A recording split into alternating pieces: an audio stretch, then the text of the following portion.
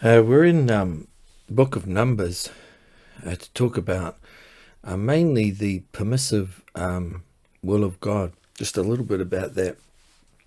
And the best thing for you to do would be to read Numbers chapters 22 right through chapter 25 of Numbers. And it's a story of Balaam and his donkey that talks with a human voice. It's a story of Balak, who's a king, the king of Moab, who hires Balaam. Balaam's a prophet of some sort. He hires Balaam to come and curse Israel. He wants to attack Israel, but he realizes he can't win unless he uses some kind of spiritual means. So he sends messengers to Balaam, to Balaam's location, and says, "Come and curse Israel for me," the people of Israel. And Balaam asks the Lord about it, and he tells the men to stay the night, and they're offering him money and things. And of course, Balaam becomes famous for this. He's mentioned in the New Testament about it. And he says to the men, the messengers, "Stay the night and I'll ask God about it." He asks the Lord, and the Lord says in verse 12 of Numbers 22, "Do not go with them. You are not to curse these people, for they have been blessed." So God very clearly makes it very clear to Balaam not to go with those men, not to go and curse Israel. So the messengers go back to the king, Balak, and say Balaam won't come. So Balak's very insistent, and he sends the messengers back again a second time. And in verse 16, they give this message to Balaam when they arrive. They say, "This is what Balak, son of Zippor, says. Please don't let anything stop you from coming to help me. I will pay you very well and do whatever you tell me. Just come and curse these people for me." So he's offering, very large amount of money, and Balaam tells him to stay another night. And on this second time round, the Lord comes to Balaam and says, "Since these men have come for you, get up and go with them, but do only what I tell you to do." Now, this seems very strange when you first read it, because it seems like God changed his mind. It seems like the first time Balaam asked, God says, "Absolutely no, don't go and curse them." And the second time, he says, "Okay, since these men have come for you, get up and go with them, but just only do what I tell you to do." And so it seems like God sort of relents on his original decision. But what's really happening here is that God is allowing Balaam to go, even though it's not God's best. So, and it's not God's original intention. So what God makes clear at the beginning is he says, "Don't go, don't do this, don't, no way." And then what happens is, because Balaam comes back and he's insistent and he's trying again, or even though he's already been told clearly no, if God says no, then we should just leave it at that. But Balaam comes back again, he says, "Oh no, hey Lord, they're offering me a lot of money," and things like this. And so what happens is Balaam enters into what we call God's permissive will. And this is from Romans 12:2, where it talks about the good, acceptable, and perfect will of God. And the word acceptable can be translated permissive. And of course, Jesus once appeared to Kenneth Hagin when he hurt his arm, and Jesus came to him in the hospital room and talked to him for some time, and talked to him about the perfect will of God and the permissive will of God. And so it's good if you go and read up on Kenneth E. Hagin's account of that, when he had that encounter with Jesus. But essentially, the perfect will of God is where we seek God's will for our life, for what we're meant to be doing, and then we obey that the best we can and stay as fine-tuned to that as we can, helped by the grace of God, because we're not talking about, some kind of binding legalistic thing, but we're just talking about obeying God the best we can and doing what he says, listening to God and doing what he says with our lives and our decisions. And then there's a permissive will of God, which is where we want to do something where God has already said no. He might have already said no in his word already. It's very clear. Or we've asked him and he hasn't given us the go ahead. But we push and we push and we're like, oh, I really want to do this, or I really want this, Lord. And then God allows it, because if we're pushing for our own way, sometimes God allows us to go and do it and to enter into this thing, but it's his permissive will. So it's where he's permitting something, but it's not really what he wants. That's the permissive will of God. And actually, it's a very bad place to be. The Lord told Hagen that people's lifespans were ended prematurely because they had gotten off into the permissive will of God instead of staying in the perfect will of God. So seek to be in the perfect will of God. Don't get taken over into the permissive will of God, where God's just allowing you to do things, but it's not actually what he told you to do. And one of the key things here is in verse 20, where it says, these men have come for you, get up and go with them.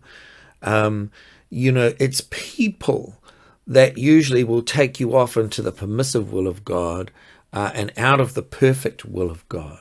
It says these men have come for you. So people put pressure or suggested something or gave a carrot. In this case, they were offering money. So they put a carrot there and said, hey, look, if you come and do this, this and this will happen. And this will be great. You'll get lots of money, or whatever it is. They put there's some sort of suggestion from people, from a person or people, and they can take you off into the permissive will of God.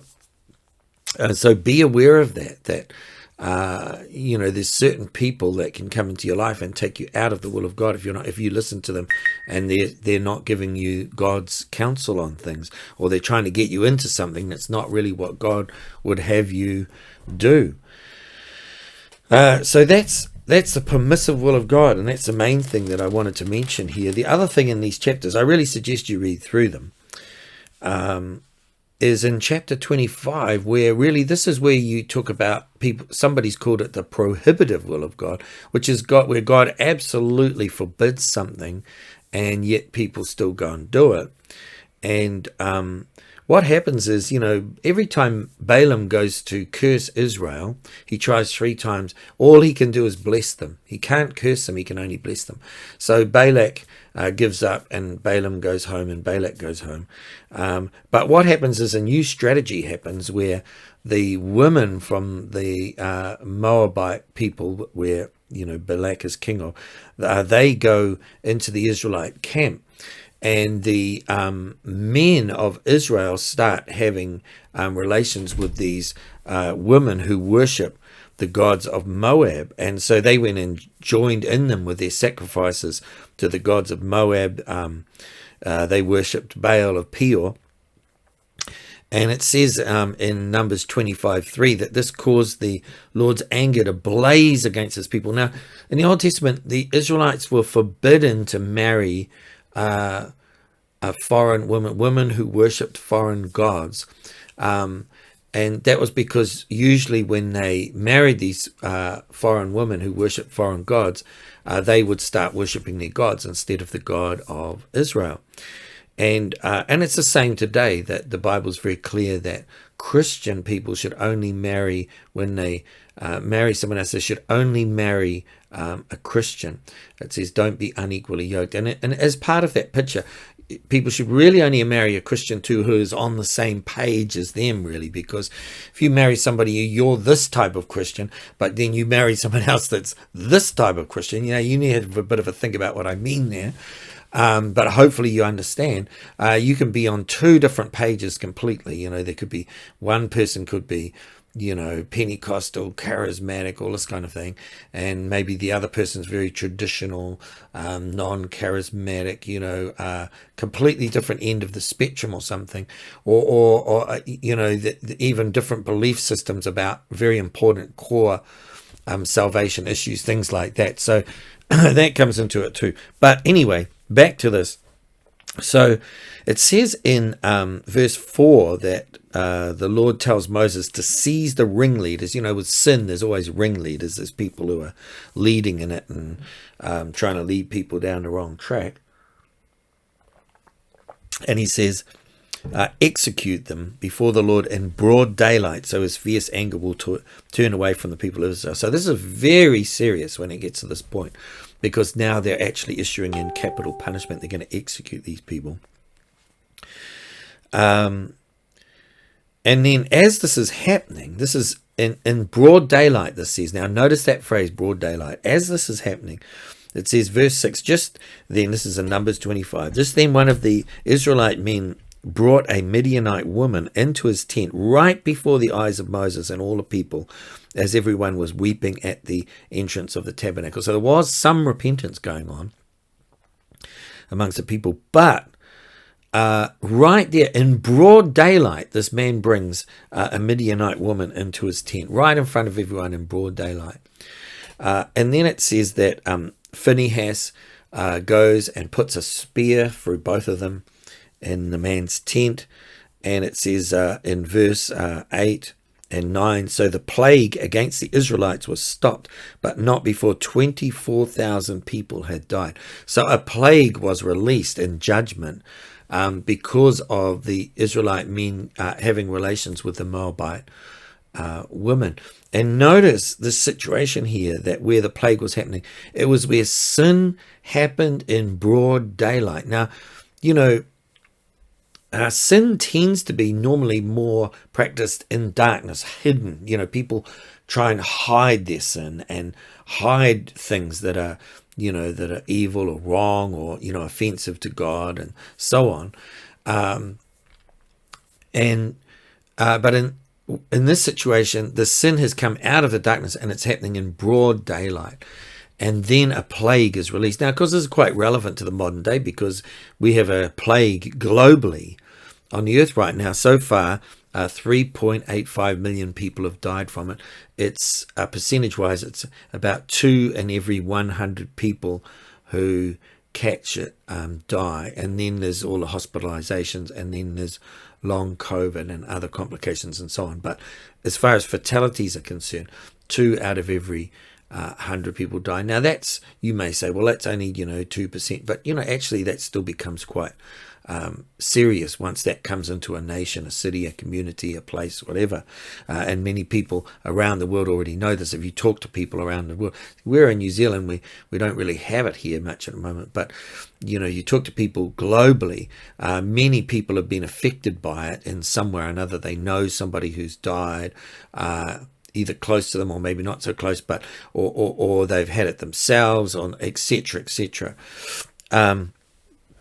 And even people. Anyway, I won't go into too much detail about the current plague, but certainly it's relevant to the modern day. Now, why? What's significant about this plague, this judgment? It happened when sin came out into broad daylight. Sin was no longer being hidden. Now, so one thing we can learn from this is that when sin comes out into broad daylight, when it's being paraded, when sin is being paraded in the broad daylight, and we're trying to normalize sin and say, well, sin is not sin anymore. This is now, everything's fine. You can do this. You can do what you want. When that happens, these kind of judgments are released, more severe judgments. So it's worth taking note of that. And then it describes Phinehas as being very zealous for God and what he did in dealing with sin very severely. So, God is looking for zealous people. Now, obviously not in the same practice that what happened here in this scenario, but in dealing with our own sin, we need to be very severe, And I think even within church circles, it's very important that we don't tolerate sin, that we say, okay, there are certain things that are not acceptable within the the realm of the church, of the people of God, that we're not going to compromise on certain things. And you will see some things within the church, the so-called church, being compromised on in these days. So that's another kind of topical, relevant subject there. So the permissive will of God, and that don't let yourself get taken over into the permissive will of God. Work to stay in the perfect will of God for your life, because that is the best and most blessed and healthiest and just most protected and wonderful place for you. It's not without challenges, obviously, because people have challenges in life, but the perfect will of God is the best place to be. You don't want to be over in that permissive will of God where you wanted to do it and God says, okay, you want to do it, you go and do it, and allows you to do it, but it ends in a bad scenario. So meditate on these things, have a think about them, and the Lord bless you.